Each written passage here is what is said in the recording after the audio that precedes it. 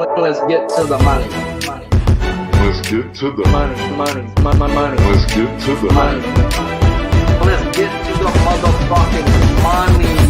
Fuck the bookies, fuck the bookies. FTB screaming fuck the bookies, fuck the bookies, fuck the bookies, fuck the bookies, fuck the bookies, fuck the bookies, fuck the bookies. FTB screaming fuck the bookies, fuck the bookies, fuck the bookies. Middle finger in the air screaming fuck the bookies. Woke up in the morning, grab my little black book. Yesterday can eat a dick, cause we lost by the hook. Can't win them all, so you never see me get shook. Today's a new day, the bookmakers getting cooked. When I spot a dirty keg of 4 units getting played, always find the value, I would never be afraid. Scary money don't win, but I'm not going all in unless I see a bet I love, then I put my balls on a bookie's chin. Let it all soak in, doubling my bread, winning money with my friends. If you got the itch and you wanna go big, follow Sharpie bets and you gon' really fucking win. This is not financial advice, it's entertainment. But if I find the right price, believe I'm parlaying it. You can see my spreadsheet, I'm winning, not just saying it. Profit in the green every week, I'm never negative. I can bet an ace or a shitty old picture. Pick the right spots cause I'm the K-pop whisperer. Shut up when I speak until you finally get the picture. I'm the best in the world, tell me you getting richer. Fuck the bookies, fuck the bookies. FTB screaming fuck the bookies, fuck the bookies, fuck the bookies, fuck the bookies, fuck the bookies, fuck the bookies, fuck the bookies. FTB screaming fuck the bookies, fuck the bookies, fuck the bookies. Middle finger in the air screaming fuck the bookies. Let's get to the motherfucking monies. Let's get to the motherfucking monies. Welcome, guys, to the best MLB prop show on God's green earth. I'm your host, Sharpie's Bets, and it's Tuesday, so you know what that means. We get to eat as we have ribeyes with Mike to hold you over on your hitting props, as well as the 6 pitchers we break down daily right here on the Balking Dead. This show is not sponsored by no one. We're doing this out of our own generosity, so I do appreciate those that have found their way over to my channel, as this show is Tuesday, Wednesday, and Friday at 3 p.m. Eastern, 12 Pacific. On this show, guys, we will talk the opening lines on pitching props as well as the closing K-prop line 30 minutes prior to going live. Do me a favor, if you like what you're hearing, smash the like button. If you're new to this channel, please hit that subscribe button as well. Drop your bets in the chat, and at the end of the show, I will read them off as long as I see them. We've got some guys to talk about today, fellas, and I'm excited. So let's get into the first one on the board. Little Darkwing Duck action. That's who we get to talk about. Grayson Rodriguez versus the Twins. Striking people out this year 28.5% of the time while walking them 6.8% of the time. Morning line was 6.5 minus 134 to the over on FanDuel. You can now get that 6.5 at a minus 125 on BetMGM. Pitching outs are at 17.5 minus 120 juice to the over, whereas earned runs are at a 1.5 minus 147 juice to the under. Lineup is out. We have 5 righties, 4 lefties. Grayson Rodriguez gets himself a shot versus the Twins, who over the last 15 days versus right-handed pitchers are second worst in the league when it comes to striking out at 29% of their at-bats, while walking at a decent clip in middle of the pack in isolated power. So let's go see who they've seen that we would bet on so far. Tanner Bybee went out there, struck out 9 and 5.1 innings of work, where Glasnow went 7 innings, had himself 14, as they did get to Bobby Miller the next day. But when a guy puts up 14, you cannot look at the pitcher the next day. It just is what it is. Joe Ryan had himself 12 and 16. Flaherty had himself 8 and 6.1 innings. And yeah, guys, if they're in the book, the Twins been getting cooked. That's simple. So far this year, Grayson Rodriguez has looked the part. In 3 games, he hasn't gone less than 5.2 innings of work, with not giving up more than 2 runs in a game so far. So the second year of a stud shows that he is getting comfortable. And it's not just in the game logs, it's in the analytics as well. So far this year, he's striking out lefties at a 32% clip compared to just 22.5% in his first year in the majors. Now I go look and see if he has changed his pitch mix, and no, pretty much fastball, curveball. Okay, he's pretty much thrown out his slider, guys, as he added in a cutter or a 2-seamer, depending on where you want to look and what it's called. It's a 2-seamer with nasty freaking movement. And when I look at all his metrics, all of his pitches are where it should be. With, like I said, this cutter is as nasty as it's ever been. It's breaking through the roof. It has replaced his slider, guys, that it is that much more of a deadlier pitch, and he throws it strictly only to right-handed batters. Grayson didn't see the Twins last year in his first season in the bigs, which is an advantage, Grayson. As the whiff in this lineup is another advantage that favors Grayson. As last season, when he faced a team who whiffed, G-Rod faced 11 teams last year who lined up in the bottom 10 of whiff percentages at the time he faced them. And he was 5-6 to the over that he is set at today, with all but 2 losses coming by the hook. So what I'm saying is he got 6 or more strikeouts in 9 of 11 games last year when it came to a team who whiffs. The other 2 games, he didn't make it past the 4th inning. And I'll always say we can do our work. They still got to show up and do his. So I get it, guys, if you jumped in. As I was worried a little bit about the projected lineup as it was projecting 5 lefties. I get that his K percentage has gone up only a few games, but still it's gone up. I still am wary of that a little bit. And at the end of the day, the lineups came out. We got 5 righties and 4 lefties, and the line came down. I don't see anybody betting the under in this spot. I went through lineup by lineup by lineup. And if you're just going to go by K percentage and walk percentage in this lineup, it's going to tell you to fire. As we've got 6 guys striking out at a 30 to 48% of their at-bats right now. But then when you dig a little deeper into it, that back of the lineup right now is giving me hesitancy of betting this 6.5. Now I'm going to do a little bit more breakdown on it, and I might pull him down to 6, but I've already looked at that, and that 6 was at a minus 310. They know if he don't have 7 or more, it's going to land on 6. 6, I think, is the golden number here. As I said earlier, when he faced the team who whiffs, he hit at least 6 or more in 9 of 11 games. That's an absurd 80+% win percentage if I pull it down to that number, where he was a 5-6 to the over this number last year when facing the team. So I haven't got to the bank on it. It's pinned right there, dude. Me and Spin Doc were going back and forth with like, dude, I want to. And I was like, dude, but I see the end of the lineup. And the bottom 3, even though Castro is striking out 45% of his at-bat, or it's not Castro, Miranda's striking out 30% of his at-bats, he don't strike out to the 2 pitches that this man uses. Neither does Margot, neither does Vasquez, as well as Kirilloff going to be one tough cookie. Now, can he strike out Julian twice, Buxton twice, Jeffers? Yes, he can get a couple of these guys once, if not twice. That's why I think the 6 is the way I should attack it. Now, do I pull down the Baltimore Orioles team total and alt it with that? I don't know. I haven't gotten to the window with it, as there's just something in my stomach saying like, why hasn't the line? Why has it dropped on some books? Why are they begging for over money from Grayson Rodriguez versus the Twins? Now, are they always right? No, this kept me off Mackenzie Gore. Mackenzie Gore went out there and slayed a bunch of A's, though. But at the end of the day, if something doesn't feel right in my stomach, I just let it go. And that's where I'm at right now with Grayson. Grayson's either over or nothing. And at this moment, I've got to just be nothing. So is what it is. Life's a bitch and you marry one. And before we get into the next picture, do me a favor, if you like what you're hearing, smash that damn like button. If you're new to this channel, please hit the subscribe button as well. As we're at that point of the show, guys, where we're going to talk us some hitting props. As Tuesdays, we eat. As it's time for some ribeyes with Mike, a.k.a. the last Megalodon living. The size of really 2 school buses. Are they extinct? Are they extinct? That's the big question. What's the new evidence now? A satellite photo near Sao Paulo. When you compare them next to the first photo, I'd say that's a 70-foot shark. Man, I keep smelling my coffee like someone put rubbing alcohol in it. So if I have a heart attack today, guys, 90%, baby. That stuff's pure. Rubbing alcohol in my fucking coffee. I need that stuff is pure. Woof, woof. How you doing, my boy? As always good to see you, my man. Absolutely, man. We gotta have to rename Tuesdays, boys and girls. It's gonna be Tomahawk Tuesday here. It's a big ribeye day coming up, and I'm ready for it, man. It's gonna be fun here. The database is getting established. More metrics loaded in every single game, every single series, and we're starting to catch some fire now. So kind of the spinoff from last week there. We started posting them on Twitter. Had a nice run going there. We took our first L. Shame on me. Took an L there. I took a Phillies team. I went with my guy, Bryce Harper, Phillies' favorite son. And that team has been an under team. Of course, the next day he goes out there and mashes the ball. But at the same time, we took an L.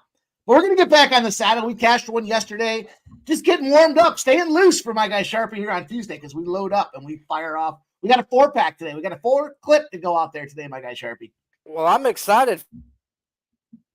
Let's dig in, my guy. For it, bro. I had to go make you your own special background. I had to give you the centerpiece, bro. And let's go. Man, I'll tell you what, some of them steaks look pretty damn good. It makes me want to go out there. I actually went out and picked up a nice little ribeye the other day, so I'm ready for them. We're going to get in there and get it done. And I guess the question you have to ask yourself here, and we'll eat plenty of meat, so we can figure it out, but do we go reverse sear, stovetop, cast iron? Do we put it on the grill? Do we use charcoal? Do we use gas? We got plenty of time this season to figure out the optimum way to cook these ribeye, Sharpie, but while we get into it, my guy, we got some great prices today, man. I am fired up for what we see across the board. Sure, my internet connection's a little laggy here. It seems like StreamYard's been doing that to me as of late, but I sent you the 4-clip. Where you want to start? You just want me to start firing? You start firing because I don't know if it's your internet or mine because my internet ain't the best either, bro. And I live in tornado land. So you do you fire away, and I'll recap it all at the end for him. Let's get after it. Let's get to action here. Let's go to this first game here. Majority of these games, I believe, are in the early time slot. But at 6 o'clock here, just a little after 6, we got ourselves an opportunity to take a look at this LA Angels spot. It is the official ribeye play of the day. The top guy, the top of the crop, if you will, here. We got these guys popping off at 6:50 p.m. It's an LA Angels versus Savale and the Tampa Bay Rays. And, shout out to Savale. 2-1 with a 2-1-2 on the season there. Guy gets a change of scenery, and we'll talk about some more change of scenery with some other guys that we have in the assortment here. But just got to go with what's been working right now, and that is Mike Trout, man. Guys, last 7 games against Tampa Bay, he's got 12 hits, 9 RBIs, and 5 home runs out there. On the season, he's leading the team in home runs with a 7-pack.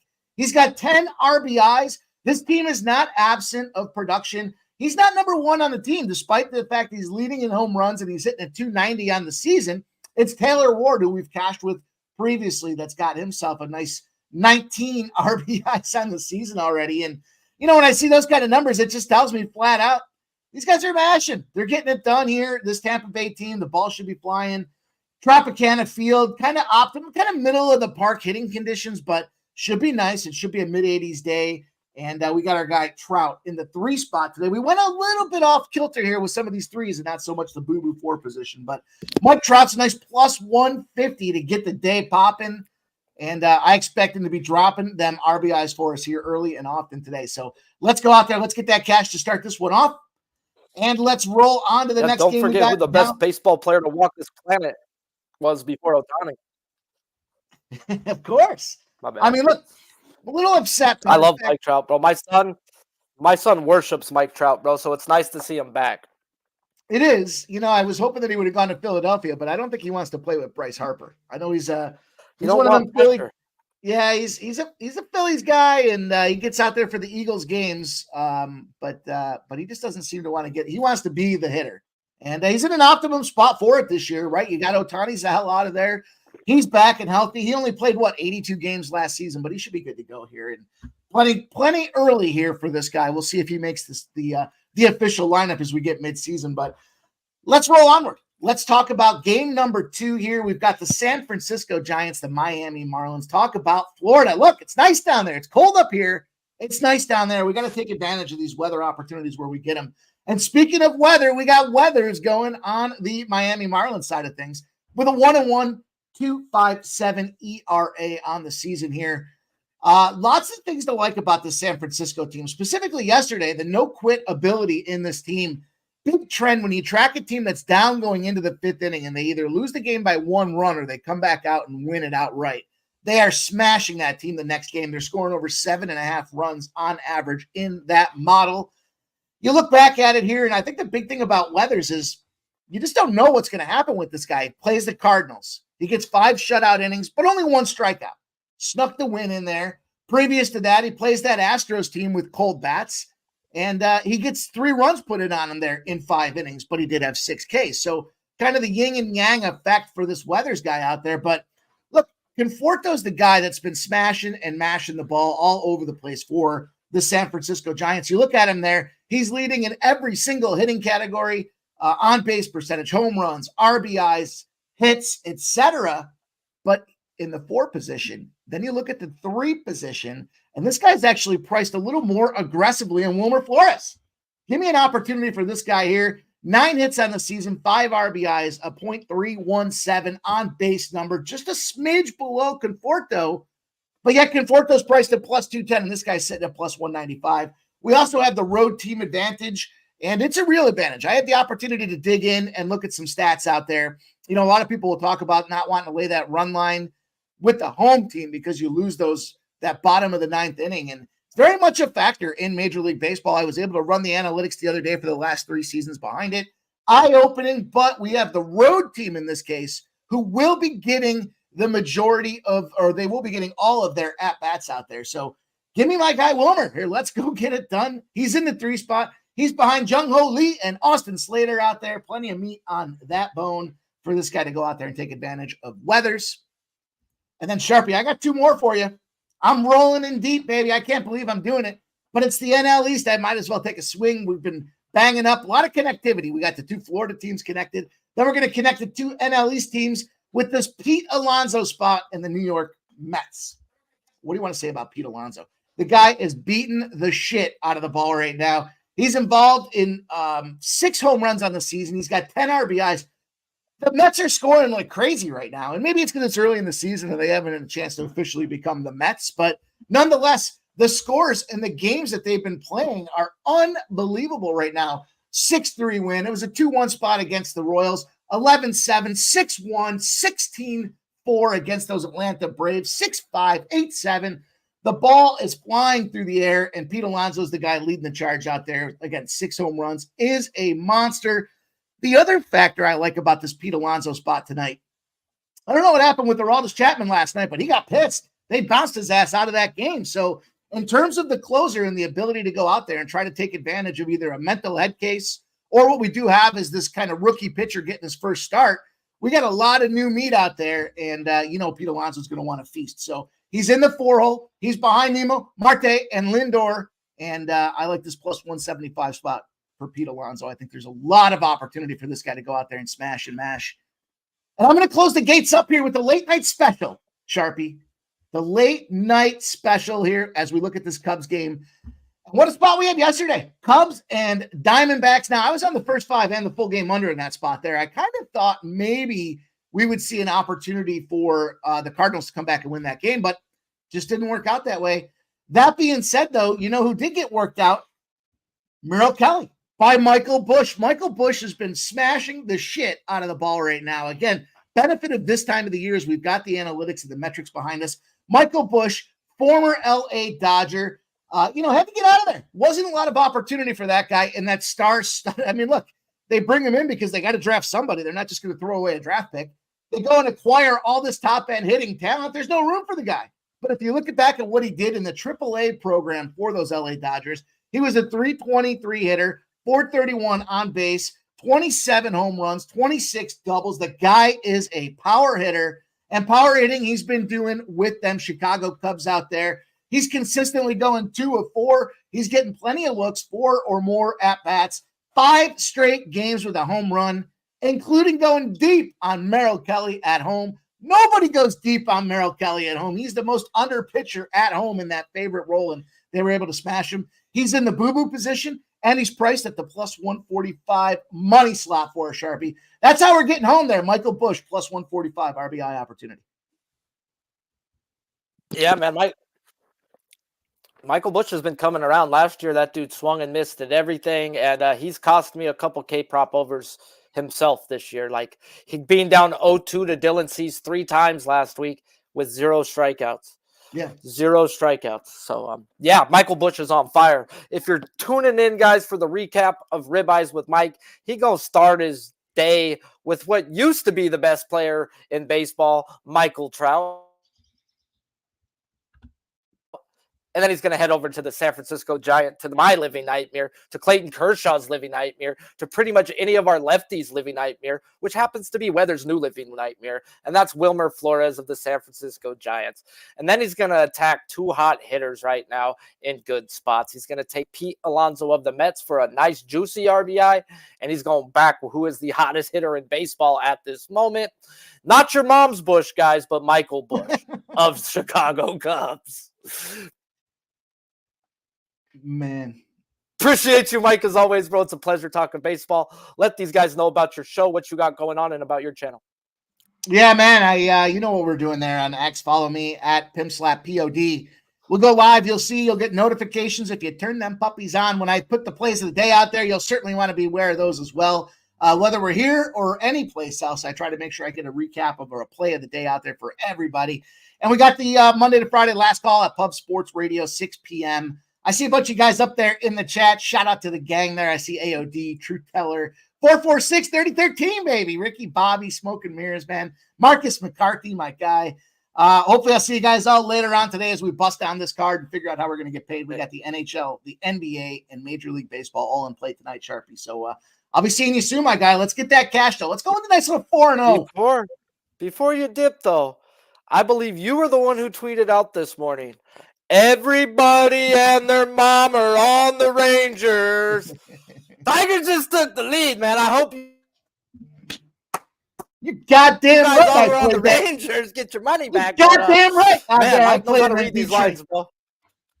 Man, listen, not just that, but we also had the under factor in place. So we took the first 5 under. One of those spots there where, pitching opportunity for Mize, as much as there was a lot of uncertainty for the guy, he is an under pitcher. The team performs to the under out there, and their bullpen. This is exactly, Sharpie, where I expected this team to be, having an opportunity to lie. There's a couple bullpens that you can really sneak advantage of here, and you're the pitching guru. You know this better than I do here, but the Detroit Tigers bullpen right now is fire, and he got cold bats with the Tigers. Dude, true story. The other night, I was texting a couple of my boys about this one. 1,600, a 6-1 opportunity. The Oakland A's are down to the Washington Nationals. Talk about a beat-up, shitbag, suspect bullpen. Went out there within 5 minutes of placing the 1,600 bet. Those fuckers pulled ahead, and then they ended up getting the victory done. So take advantage. Listen to my guy Sharpie when it comes to these bullpens and hearing the pitching breakdowns. You're going to get paid. You got to have the confidence there. When you hear the breakdowns, you do the research, you go out there and you attack, my guy. So thank you. Shout out, man. Let's get this Tigers home, and let's go with this 4-pack for these ribeyes. El Tigre. The size of really 2 school buses. Are they extinct? Are they extinct? That's the big question. What's the new evidence now? A satellite photo near Sao Paulo. When you compare them next to the first photo, I'd say that's a 70-foot shark. Yeah. Next guy up on the board we're going to talk about is Tanner Bybee at the Red Sox, striking people out this year 23% of the time while walking people 12.5% of the time. Morning line was 5.5 at -108 on FanDuel, where the best line available now is 5.5 at -105 on DraftKings. His pitching outs are at 15.5, -125 juice to the over, whereas earned runs 2.5, -119 juice to the under. Projected lineup is 7 lefties and 2 righties. Tanner Bybee, guys, gets his 4th start of the year and just hasn't looked the part this year, unless it was versus the Twins, who at this moment can't hit for the life of them and swing and miss at pitches like the world is coming to an end. Now, he gets a matchup with the Red Sox, who over the past 15 days versus right-handed pitchers have been walking league average, striking out 24.5% of their at-bats with a top 10 isolated power. So let's go see who have they faced that we would bet on. As the Red Sox have had an easy schedule to start the year, they opened versus Seattle, where Castillo got blasted, going only 5 innings with 5 strikeouts. George Kirby had himself 8 strikeouts and 6.2 innings of work, as Logan Gilbert had 8 himself in 7 innings of work. Bryce Miller had 6 strikeouts through 5 innings, as well as Corbin Burns. He went 7 innings and had only 6 punch-outs. Other than that, guys, they got some A's pitchers, some Angels pitchers, and some bums to pick on. Now, Gilbert and Kirby both had themselves a day when it came to the strikeouts. Of both of them have the pitch I like to use versus the Red Sox, and that's a splitter. As through the years, that's the pitch to get these boys. So we go check what Bybee likes to throw, and he's pretty much fastball slider change, and an occasional curve. Now, his velo on his fastball is still down 1 mile per hour from last season, as well as his vertical break being down 2 inches, with the horizontal break being down 1. His slider velocity is fine, but it's his vertical break is down 6 inches. Now, his changeup is up 2 inches of vertical break, but it is also down 2 inches of horizontal break. So there is no way I can look to bet overs on Bybee till he figures himself out. As like I said, guys, he's not the same guy in the game logs as well as the analytics. Lefties are crushing this guy this year as the batting average goes up 50 points versus lefties. The on-base percentage goes up 120, and his slugging damn near doubles as it's a decent 364 versus righties, yet 636 versus lefties. Damn. Now, last year, guys, it was opposite. Lefties didn't have a chance. So when Bybee is right, he should go out there and pitch deep into the game. But they're projecting 7 lefties in this projected lineup, as the K percentage last year was only 2% versus righties. But we're in 2024 where Bybee just hasn't looked right, and he has a 17.5 strikeout rate versus lefties and a 32% strikeout rate versus righties. The books know this, guys, as his outs are at 15.5 with plus money to the over. And if Bybee were to be able just to show up, then he'd actually go probably 6 innings, probably before he hit them 6 strikeouts versus this lineup. So lineups pending, guys, I'm going to look to bet the under on him, as I cannot go over on a guy whose pitch mix just isn't there. His breaking stuff isn't there on multiple pitches, and it's more than just by an inch or two. It's 6 inches on one of them pitches, guys. So at the end of the day, it's either under or nothing for me, and once the lineups come out, I will let you know how I attack Tanner Bybee. Now let's talk us a little bit of Goku. A little bit of Goku. I'll take that off my face. Do me a favor, guys. If you like what you're hearing, smash that like button. If you're new to this channel, please hit the subscribe button as well. Dylan Cease at the Brewers, striking people out at a 30.5% clip while walking people 9% of the time. Morning line was 7.5 at even money on DraftKings, and that's exactly where it is and still at now. Pitching outs is at 17.5 minus 120 juice to the over, whereas earn runs are at 1.5 minus 175 juice to the over as well. Projected lineup is 5 righties and 4 lefties. Now we get Dylan Cease after he left us out on the hook last week versus the Cubs, and he went 6 innings with 7 strikeouts and had ample opportunities to hit that 8, but life's a bitch and you marry one. Cease has always been dominant versus the right-handed side of the plate, and his K percentage versus righties is 36.5 this year, which is 3% higher than where he was last season. But versus lefties, he's only striking them out at a 24% clip this year, 23% last season. Now he gets a matchup with the Brewers, who by the numbers haven't been easy to run K-prop overs versus, as they are walking league average, striking out bottom 10, and they're the best team in the league when it comes to isolated power over the last 2 weeks. So let's go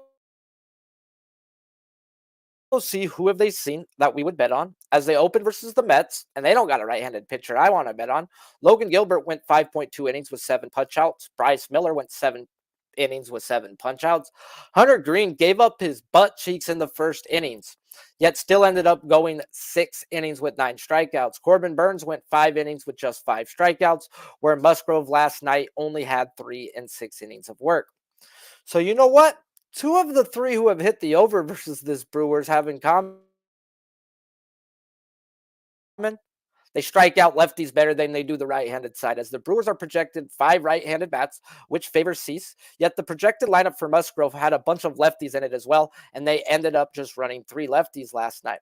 And that's what kept me off of Musgrove. That, to me, guys, is telling me that this coach is very analytical, and I wouldn't be surprised to see 6 lefties out there. And if there's 6 lefties out there, then you will see El Sharpcleta have to go under 7.5. Now, the books have that out there, I think, at a 7.5, and they're taking in nothing but under money and haven't moved it. No one's looking to go bet the over in this spot. Have you seen anybody saying, Dylan Cease over today? Dylan Cease over today. One pitcher has had 8 strikeouts or more versus this team all year. And that's where they put him at 7.5. After Dylan Cease ain't even had 8 all year versus a team who's not striking out. But I think that the coach is going to be very analytical here, and I think the line's going to move with it. If the line stays the same, it'll probably keep me off. I do pay attention to the way the line moves, and at the moment, that's what's keeping me off of Grayson Rodriguez. Am I right all the time? No. No, I won't say it's right, but I'd rather not lose my money and be freaking, that's just not the way I'm trying to get down. So, at the end of the day, guys, Dylan Cease has only seen 2 people at least 5 times in this lineup, as he is from the American League. And Adames, he struck out 2 of his 5 at bat, and Bowers has struck out 4 of his 8 at bats. And Bowers is a left-handed bat. So maybe 5 righties and Bowers, guys, don't seem too shabby now for an over. So at first I was leaning under in this spot, but now I'm starting to see a light at the end of the tunnel, guys. And the more the numbers that I see here, I gotta wait for lineups. I know you're probably going to be like, dude, you say that a lot. Dude, you fucking need lineups when you're running K props. So left-handed, right-handed, what they freaking struggle versus pitch-wise, all that shit matters, guys. There's so much that goes into it that a lot of the times when you go to rush a bet, it's not always the best bet. It's like, dude, now I see why it's there. Or da-da-da-da-da. Don't be so rushed to go. The line will move. If the bet cashes, the bet's going to cash no matter where the line moves. So is what it is. Dylan Cease, I leaned heavy under. I get it if you've already bet it, but the Brewers showed me something last night, and that's their coach is very analytical, and I wouldn't be surprised to see lefties out there. It's Dylan Cease shuts down righties through his careers, not just striking them out. Righties just don't really hit this man as well. So is what it is. On to the next, and we're talking about Oscar the Grouch, Hunter Brown. When's he going to come out the trash can? That's the freaking question, guys. When is Hunter Brown going to come out the trash can? He gets the Braves striking people out. That's not what he's striking people out at. That's somebody else. Woo. Must have not wrote him in. Morning line was 5.5 plus 128 on FanDuel. It is still 5.5 plus 128 on FanDuel. Pitching outs are at 15.5 minus 154 juice to the under, whereas earned runs are at 2.5 minus 128 juice to the over. Projected lineup is 5 righties and 4 lefties. Now we get the ghost of Hunter Brown, as this man has looked a shell of himself this year. And they have tried different catchers to see if that's it. And nope, it's Hunter Brown. His fastball is down 2 miles per hour from last season, with the vertical break down 1 inch and the horizontal break down 3 inches. His split finger is down 2 inches in vertical and horizontal movement. His curveball is down 5 inches of vertical, yet it is up 3 inches of horizontal, and his slider, which he barely uses, is so far down it's disgusting. And this has produced 14 earned runs in just 7.2 innings of work. Now I want to fade him, not his strikeouts, but I'm looking at his earned runs over 2.5. One thing has me worried a bit, guys, is the reason why I haven't pulled the trigger yet. As 2 of his 3 games this year, he's freaking had a ground ball percentage anywhere from 3 to 10% better than league average, and has been 10% better than league average through his career when it comes to ground ball percentages. And we all know Houston and Philadelphia are the 2 teams who soak their infield, and I mean soak it. Watch the game, see where the shortstop and second baseman are standing, as the only dry piece of dirt is about an 8-inch gap between the grass, so that these players have room to plant their feet on. And when it's soaked in water, if you haven't heard me before, guys, 103 mile per off the bat doesn't get through. It's a routine ground ball, and one gets you 2 double play every day of the week. So I wouldn't be surprised today if Hunter Brown goes out and puts himself a decent game together, or ends up getting bet back over. It's in the numbers both ways. It's in the field and in the numbers that he can go 6 innings. So if you think Hunter Brown is going to do what he did versus the Yankees, be a ground ball machine, then go take that plus money shot on the 15.5.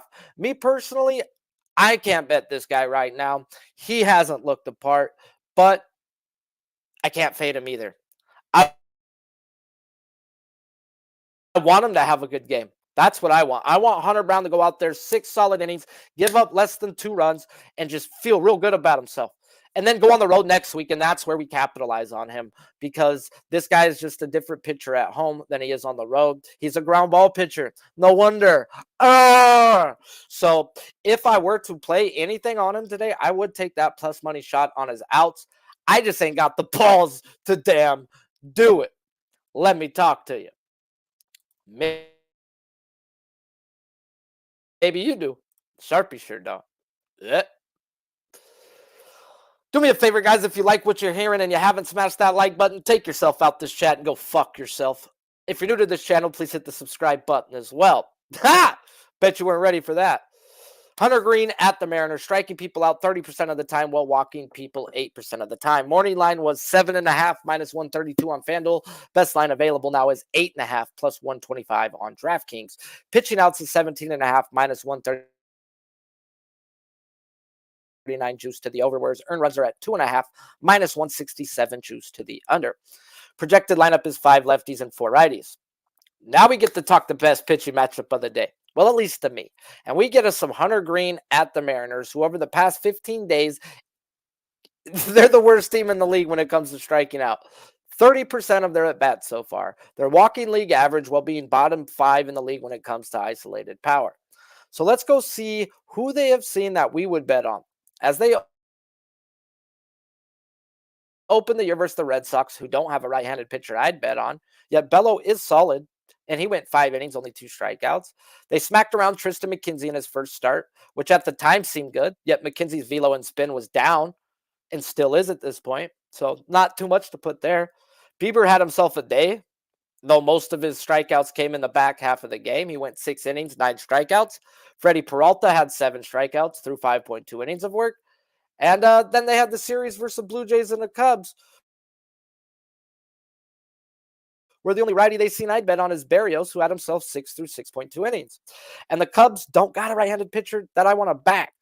And they did get to Montas last night, but if you turned into the live stream I had going on, I was asked about Montas. And the fact that the Mariners ran 6 left-handed bats versus him was enough to give me pause. Not that I wanted to back him and all, but good pitching beats good hitting every day, and I'll be the first to tell you that. But through his career, he has struggled mightily versus lefties compared to righties. This is why we need lineups, guys. A lot of these guys are prone to one side, and usually righties handle righties. And if you could find the rare breeds that handle lefties, winner, winner, chicken dinner. And that's exactly what we got here, guys. I want Seattle to run those 6 lefties, please, and thank you. Please, please, please, please. His K percentage versus lefties this year is already 3% higher than his already absurd 33% he posted last year. Now, the Mariners are projecting 5, but that's what they were projecting last night, and they ended up running 6. And if they do that today, God Almighty is green lined up for a day of the ages. Now, I rarely say pay the juice, but I would have paid that minus 150 with those lefties there. And I'm going to take the plus money if they give me 6 lefties. It's strictly this team is striking out. They're not hitting, which we can project him to go at least 6 innings. Even if he gets shellacked, we know the coach trusts him, as in last week. He went out there in the first inning and gave up 5 runs and then still came out to go 6 innings, no more runs, and ended up with 9 strikeouts. That's telling us the coach is going to at least let him freaking work himself through it or get blasted. Got a team not hitting. We got a team striking out, and they might be stupid enough to run 6 lefties versus this man. So all in all, guys, give me them lefties, and I will be taking him over, and I will have to tweet that one out. As we get to the last pitcher of the day, and at first I thought I wanted Green the most. Then I'm like, no, I want Bofuses. And we talking Logan Gilbert, guys, versus the Reds, striking people out at a 30% clip while walking people 4% of the time. Morning line is 7.5 plus 108 on FanDuel, where you can get that 7.5 plus 105 on DraftKings. His pitching outs are 17.5 minus 139 juice to the over, whereas earned runs are at a 2.5 minus 160 juice to the under. Projected lineup is 5 lefties and 4 righties. We get to end the day, guys, talking the other side of this beautiful pitching matchup, and that's Logan Gilbert versus these Reds, who over the last 15 days are walking league average, striking out 4th worst in the league, and at a 27.5% clip, yet they are crushing the ball with a team isolated power of 187. So let's go see who they've faced in that time that I'd bet on, as they open the year versus the Nationals, and they ain't got a righty I'm trying to back. They only got Wheeler in the Phillies series, and Wheeler went 6 innings with 10 strikeouts. Then they seen the Mets, who once again don't have a righty I would bet on. and they missed Peralta in the Brewers series. Then the White Sox, who fall under the Nationals and Mets, who don't have a righty I would bet on, and Kirby fell short by the hook last night, getting 6 strikeouts in 6 innings of work. So yeah, I'd say their numbers over the past 15 days are just a tad bit fraudulent, as they're striking out 27% of the time to bums. They've only seen 2 guys in the book, guys. Both guys have gone 6 innings or longer. Both guys gave up 2 earned runs or less. Both guys had anywhere from 6 to 10 strikeouts. Now, they're striking out 27% of the time. When I go look at this lineup and I put what they've done versus my black book, guys, they're striking out at a 36% of the time. So when they face a stud, they get shut down. Their chase contact is some of the worst in the league right now. Their whiff is some of the worst in the league. And that's not where you want to be with our boy right here. And the books know that as well, as they're done playing around with Logan Gilbert over the last 2 weeks. He was a 4.5 and a 5.5, and he just went out there and slayed both of those K props, having nothing less than 7 in a game this year, facing 3 teams that don't strike out over the years so far, as well as this team is projecting the 5 lefties. He, like Green, is another one of them rare breeds, guys, who just strike out lefties at a better clip. Now, his lefty strikeout rate is through the roof this year. I don't expect it to stay where it's at. But at the end of the day, he was 25.5% last year to lefties, 23.5 to righties. I expect the lefty to be better than righties like it has been with this guy. So right now, Logan Gilbert is over or nothing. Strictly, I have to wait for lineups. I don't want to be caught in the middle of an analytical storm like I would have been caught with Musgrove. And there's other spots too, guys. It's like I do the diligence work of the lineups. I break them all down. And if I don't get on the outs or nothing, then it's like you need to wait. You have to wait. You need to check stuff out. If you're going to go under on a K prop, you want to make sure you don't got a certain umpire back there who could just end up fucking you right in the eye hole. And nobody wants to get fucked right in the eye hole. I mean, not I, said the Brown Cows. So appreciate you all, guys. Montas had a hell of a first inning last night. Yeah. I hear you guys. Appreciate you guys all for tuning in. Doesn't look like we got any best bets out in the chat. We got 40 plus live on a Tuesday afternoon. Smash the like if you haven't. I will tweet out at Sharpie's Bets all my action after lineups come out. Still got to see if I get it on Grayson Rodriguez. There's just something in my stomach that tells me, Sharpie, stop. Don't force nothing. Don't force nothing. Don't force. But then if he goes out there and has 9, I'm going to freaking be like, you fucking idiot. Yeah, don't think I don't have conversations with myself, guys. All geniuses do. Shout out to Kevin Gates. That's his line right there. But definitely looking to back both Green and Gilbert. So lineups will be coming out later for them. As soon as they come out, I will tweet it out within 5 minutes. I already have all the lineup work done, plus the extra guys that could be put in or out. I just need to see the way it comes. And I'm looking to get in. And maybe it's only on those 2 guys tonight. Maybe I just don't force the Grayson and I just let it be. But I think Gilbert is in a great spot, and Green may be even in a better one, which is that's the game to attack. Hence, that's the game that was on our freaking billboard today, because Sharpie wants in. Sharpie's going to get in. It's just, does he do one or does he do both? Or does he pull them both down and do a top fucking parlay? Hey, we might do both of them. That's what I'm talking about. Talk to yourself now, Sharpie. Make that shit happen, Captain. So, as always, guys, it's a pleasure, guys, talking baseball. I love the damn sport, as my nephew always asks me, like, you really love baseball, huh, Uncle Dave? Because that's on my phone, bro. We're listening, or that's what we're doing. So this show is not sponsored by no one, and will be Tuesday, Wednesday, Friday at 3 Eastern, 12 Pacific. And I will drop my bets on those days. If it's not in this show, I will out, as I ain't trying to hold nothing back from the people that's been there with me since day one. If you're trying to get all my bets throughout the week on the days not on this show, go ahead and DM me on Twitter. We'll see if we can set you up. Until tomorrow, guys, where we have our boy Connor Mack showing up to talk us some hitting props. We thank our boy Mike M, as well as go tune into his show on Pub Sports Radio in an hour and a half and give him some love as well. Until next time, guys, stay solid. Jesus loves you and all that other good shit.